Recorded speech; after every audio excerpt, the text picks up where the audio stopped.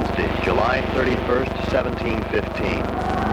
As the Spanish fleet sailed near present-day Cape Kennedy, a devastating hurricane strikes. There's no escape for the 12 vessels caught between the wind and shoreline.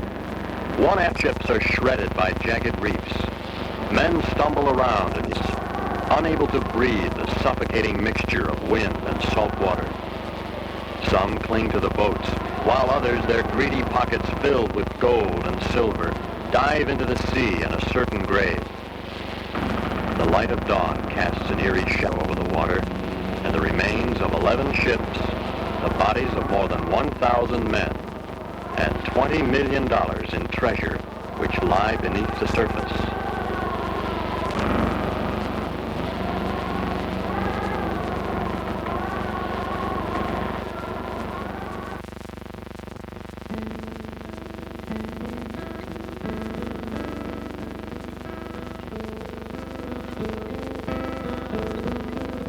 Within weeks after the disaster, Spanish divers began a 4-year salvage operation which resulted in recovery of $6 million. For more than 250 years, only the creatures of the sea knew the location of the sunken Spanish galleons and the remaining $14 million in treasure lying in water less than 20 feet deep and within a mile of shore. Romantic movies notwithstanding, ancient shipwrecks are never found intact with skeletons at the wheel and fishnets caught in masts and rigging. An underwater termite, the sea torpedo, eats away most of the wood, leaving only cannons. Rock to mark a wreck.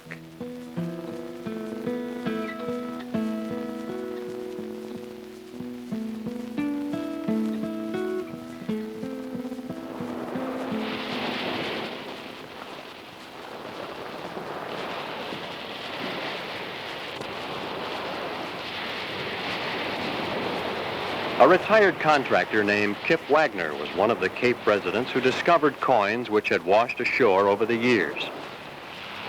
His curiosity was aroused to the point where Kip began extensive research on ancient shipwrecks.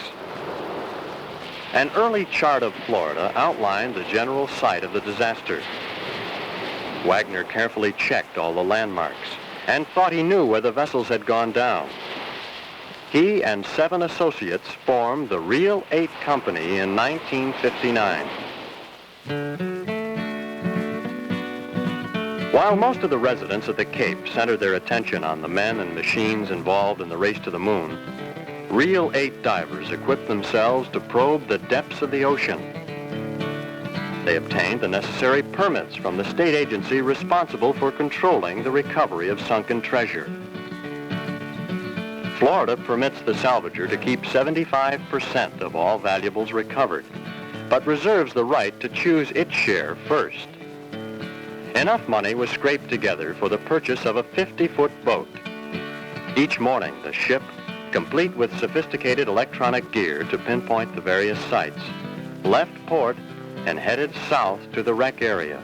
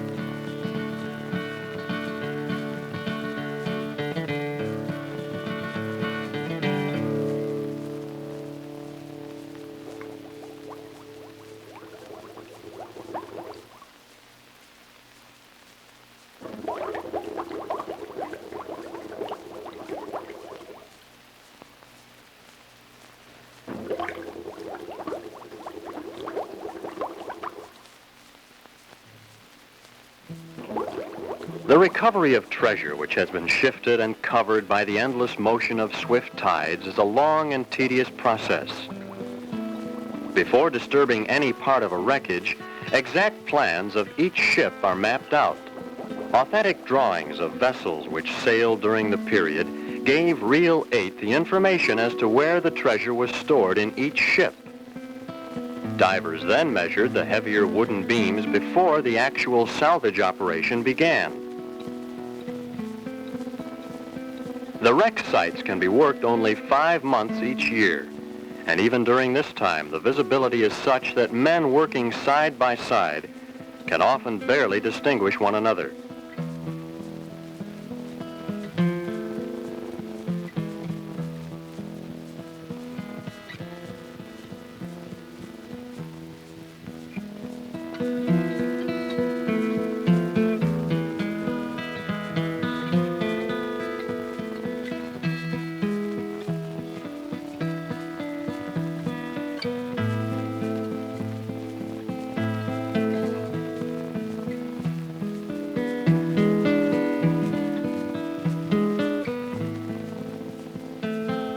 The majority of days are discouraging, but finally in the summer of 1960, Reel 8 spirits were given a boost when divers removing rocks from a site came upon some silver coins.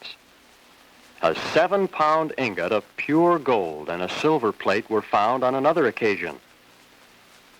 As each day went by, the various discoveries were carefully examined, and the silver placed in a solution to remove the blackened effect of the sea. A blower utilizing the ship's propeller was finally devised to remove the tons of coral, coquina, and sand which covers each wreck. Utilizing the blasting power of the boat, it is capable of opening a hole 20 feet wide and through 5 feet of sand in less than 5 minutes. Divers can then quickly reach the area where electronic sensors have indicated the existence of metal.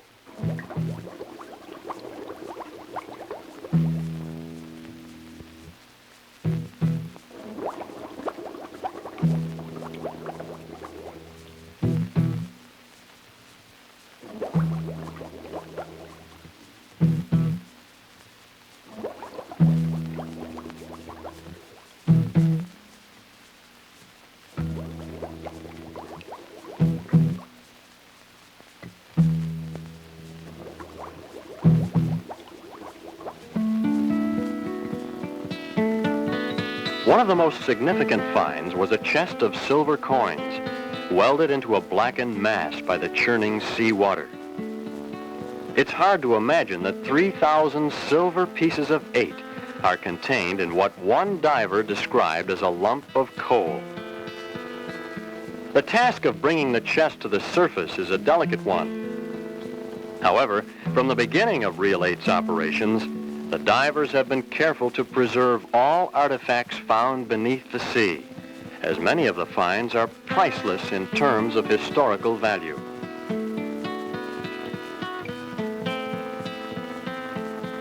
As the swift shoreline tides begin hampering the salvage of the chest, divers gather coins which break away from the mass. This particular chest still has a wooden bottom, and a portion of the wooden sides remain intact, probably because it was buried under enough sand to keep the sea torpedo at a distance.